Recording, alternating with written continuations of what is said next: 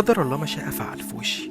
كان هيروح يا جدعان، اقسم بالله والله العظيم. انا بصوا انا من لحد دلوقتي مش متخيل المنظر وهو جاي في وشي، ما بالك انت اتخضيت وانت بتتفرج على الفيديو. معانا كلب سانت برنارد عنده سنه وشهرين، ابتديت اخرج الطاقه بتاعته لانه بيتعامل بشكل عشوائي. ونصيحه لاي حد بيربي كلب كينج سايز بالحجم ده، لازم تفهم الكلب الاساسيات بتاعه الشغل. وهنا كان هيوديه وشي في 60 دقيقه عشان بيلعب بالحاجه. فمهم جدا ان انت تفهمه ان هو مش هيبقى ريشه ودبدوب صغير عشان لما يكبر ما يبقاش دبدوب كبير ويهرسك. وهنا يا جماعه كان هو فيص مني، وابتدى ان هو راح جاي بيقول لي لا خلاص انا بقى سيبني اريح، عشان هو نفسه قصير طبعا مع جسمه وتقله. ولكن ربنا يحميه لاصحابه يا جماعه، ابتدى يطلع شغل بشكل كويس جدا. اديته اساسيات المشي بتاعته، الكسر، الاتجاهات، والكام والهيل والست والداون والستي. وكان كمان مشكلته ان الباب اول لما بيتفتح بيطلع يجري منه، فابتديت ان انا افتح الباب واقفله، والكلب لما يجي يخرج اقفل الباب عليه بحيث ان هو يبقى فاهم الحته دي. ما تنساش تنشف وتقول نشفت وتجمد وتقول جمدت، واسمعوا المعلومه. زي ما انت شفت كلب كبير